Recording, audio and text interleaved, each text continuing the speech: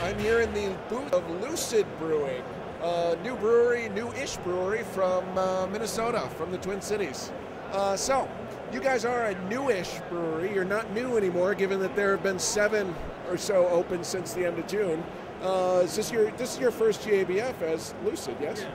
Yeah, it's our first since we're about 10 months old. So, I mean, it's old for Minnesota, but new for GABF.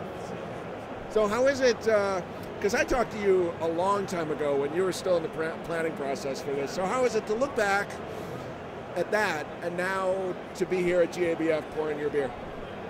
Well, look, it'd be nice if we could remember it all. I mean, it's... You know, too much beer? Well, a lot of stuff going on. It's like, I mean, it's like, you know, from when you start a brewery, you plan as much as you can, but you have really no idea, you know, all the stuff you got to do and this, but I mean, this kind of makes it kind of, you know, worthwhile. I mean, it's like, you know, you finally get to have a little fun and get the brewers up here to come with and, you know, and see, you know, the biggest beer festival in the U.S., you know, be a part of that. It's pretty cool. So. I would think, I mean, I've been to GABF several times now, but I would think being here as a brewer might, particularly as a first-time brewer, is it overwhelming? Yeah, I mean, it's fairly intimidating, especially like the whole contest part. I mean, there's like, you know, it's like you're excited to be here, but at the same time, like, you know, they're promoting the fact that there's 100 more breweries here than last year. There's like hundreds of more beers, you know, than last year. So it's like, you know, I really didn't know what to expect for sure, but I mean, you know, it's definitely intimidating. That's for sure. So you guys have maintained a real strong tie to the homebrew community. Talk about that a little bit. Yeah, because as a matter of fact, like my partner John, I mean, he's not even here tonight because he's staying back in St. Paul one more night just to do the top brewer thing at the Groveland Tap. But I mean, you know, we feel it's important for us to kind of stay with our roots. That's where we came from. So I mean, it kind of keeps it real for us, you know, remember where we're from, you know, and keep to the basics in that manner.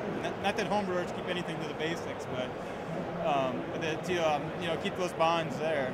You know, we do a lot of things with Midwest, Northern Brewer.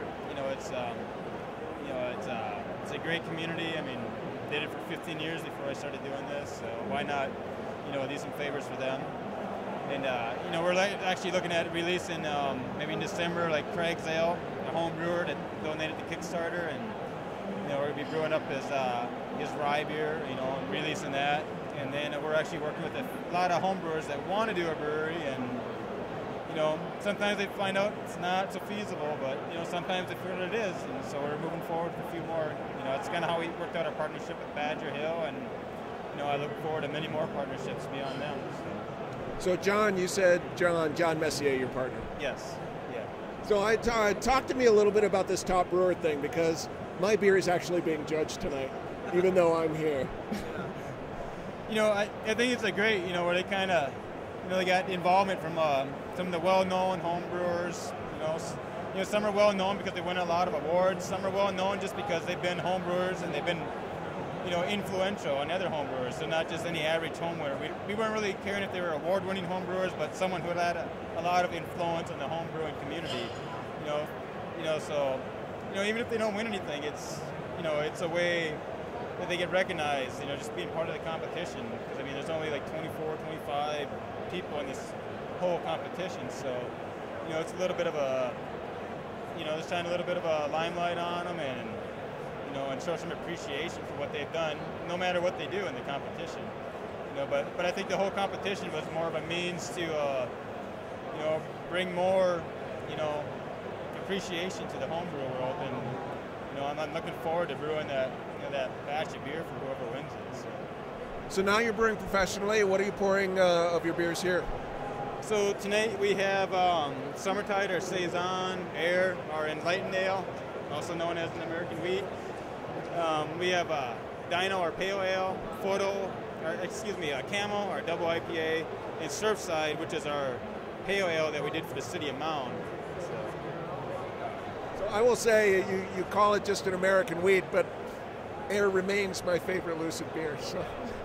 I mean, our goal with Air was like, you know, we played around with a lot of recipes and ended up being closely suited to an American Wheat style. It's not per se that style, but the way we do it, but probably the closest thing it is. That's why we call it a light ale. It's kind of all over the place.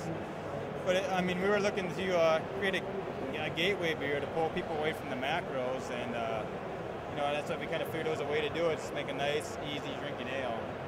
So it's kind of like, you know, I kind of look up to like Spotted Cow and what they did with the, you know, New Glarus, what they did with Spotted Cow, and you know, and I respect them for what they did, you know, and they've had a lot of success with it. So.